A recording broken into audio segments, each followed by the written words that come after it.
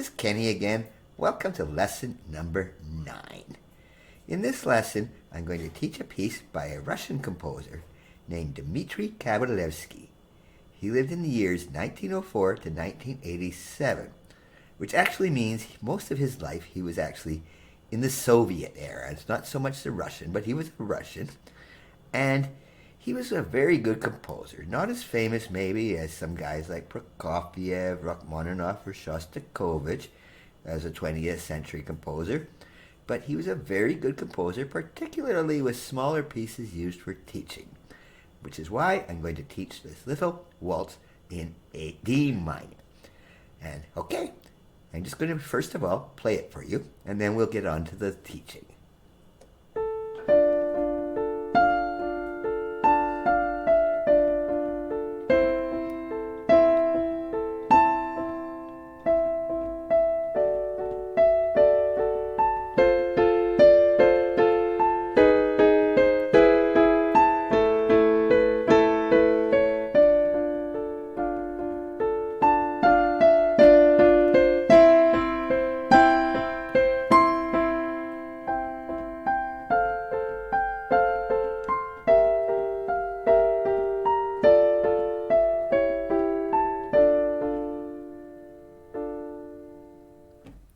Very short.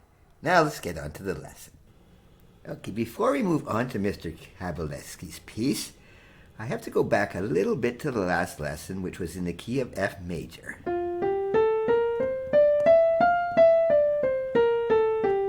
Which has one flat, as you might recall there. If you did that lesson, it was Twinkle, Twinkle, Little Star, one flat. But as in every major key, if you go down 3 semitones, you will find it's relative minor. And so this is a relative minor, it's D minor, and the natural form of this scale just has the same one B flat there.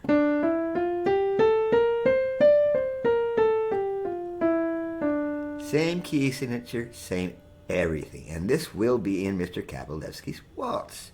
However, there's another form of minor, if you recall.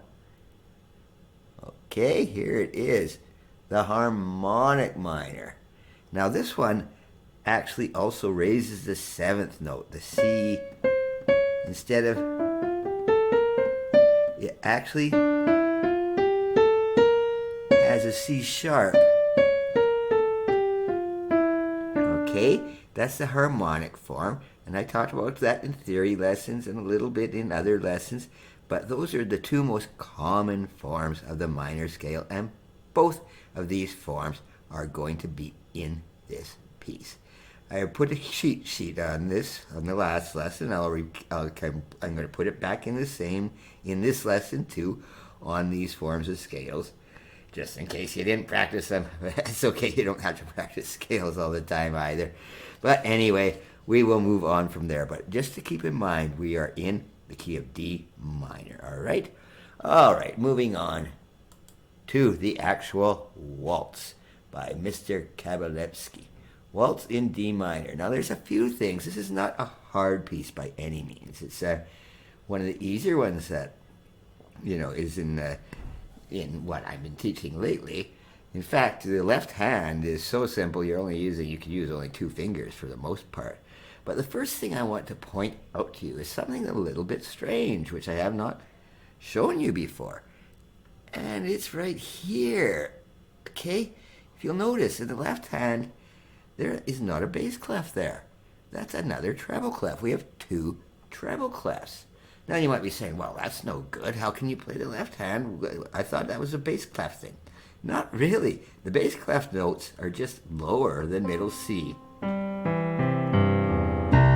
It just happens that in this piece, Kabalevsky wrote all of his left-hand notes above middle C, so they are also in the treble clef. So both hands are playing in the treble clef for the entirety of this piece. All right? Okay, that's one bit of a difference on this one. It's a bit strange. There's a couple other things I will bring in once I get to them. But first of all, as I said, the left hand is so incredibly simple. Like if you just look right here at the start, the D and the F. That's all it's doing. And then it goes to C's.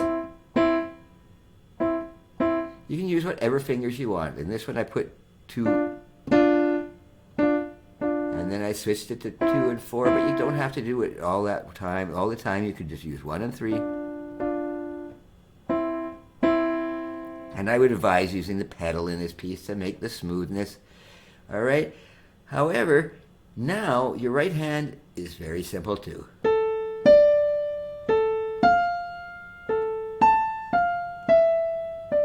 All right? It's a bit of a stretch. You got that huge octave stretch there.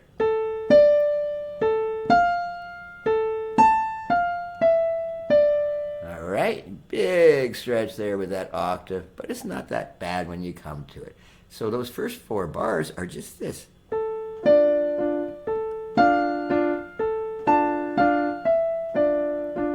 right? And all of that is all in the key of D minor. We're in the key of D minor right there. It's all D, F, and A, as simple as it gets going. And now, the next 4 bars, they come down.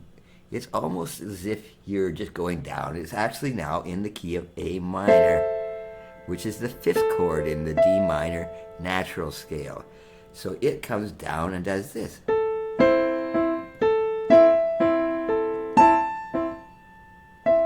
All right? So all you've done is gone from D minor and A minor. Perfectly sensible. Now it gets a little confusing. Mr. Kabalevsky is doing something which I have not brought up yet, but he's borrowing some chords from the major D major scale for just 1 bar. Okay, that's a D major chord there. And then to an F major chord. And then he does something really weird. I'm not even going to get into these chords. All I want to mention with those, these are easy chords to play again.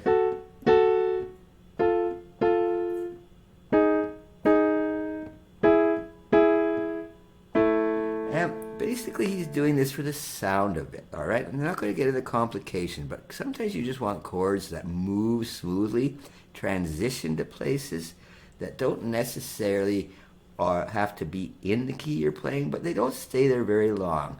So you're going from D major and just downward. This is actually an E major chord, and then we're back to our A minor chord again.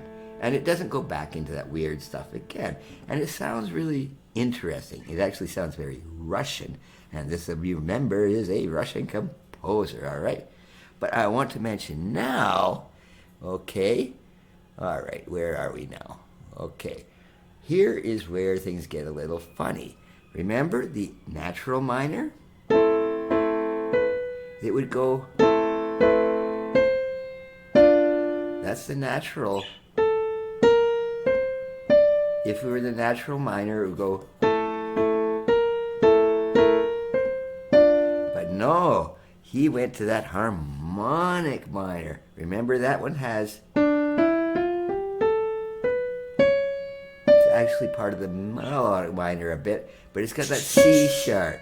Yes, yeah, it's got the C sharp, and the birds didn't like the sound of that when I played it around, did they?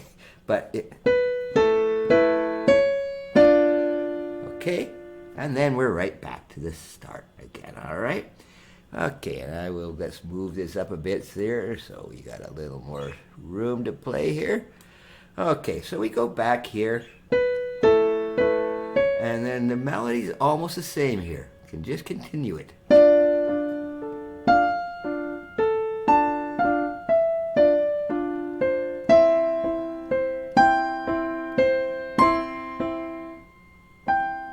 It's a little different.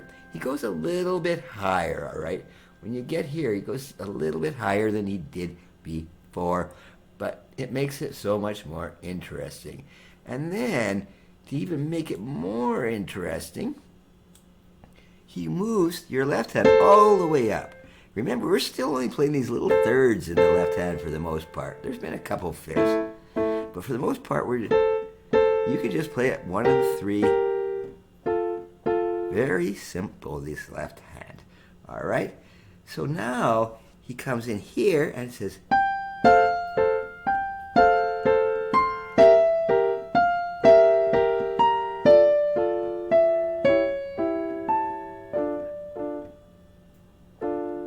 all right, very interesting melody. And if you notice here again, we have that C sharp, which is part of the harmonic minor, not the melodic minor or the natural minor. So the whole thing sounds, okay, I'll play it again just from here, all right? Just to make sure. And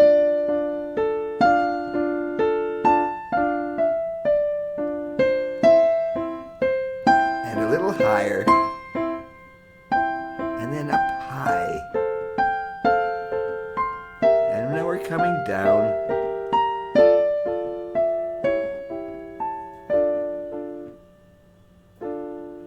All right. Very nice piece, very Russian.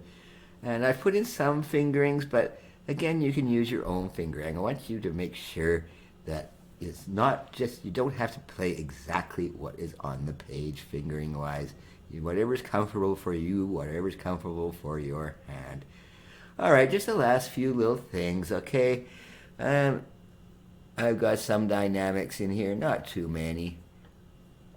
Let's go right back to the start of this thing. First of all, I just want to mention this tempo, moderato, is also known as andante, just medium tempo. You know, this is not a fast piece. And it's not really slow either. It's not a funeral thing.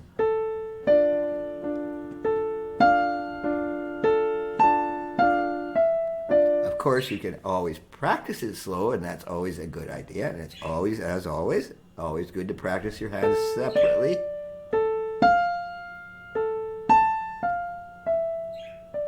All right? And then there's a lot of dynamic markings. For the most part, it's quite quiet, all right? Medium soft.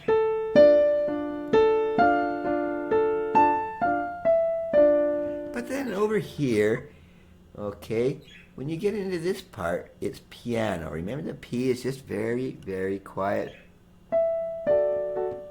And then louder, and then quieter, and those weird chords. All right, and again, tempo markings, volume markings, it's part of your choice too. If you want to change it, you can to some extent. You don't want to go extreme. When it says quiet, you don't want to go super loud, but you can change it to whatever expressions you really want. Okay, that's all I have to say about this waltz, other than the fact that it's a different kind of a waltz too. You probably know that waltzes I've taught you before, so there's that ba ba. No, Kabalevsky wrote this very quietly. It's a quiet waltz. You really wouldn't want to dance this waltz.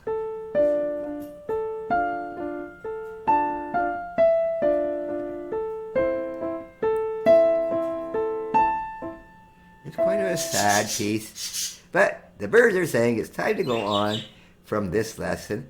The next lesson, one more key. It'll be back in the key of F, and it's going to be quite a bit more difficult than this one.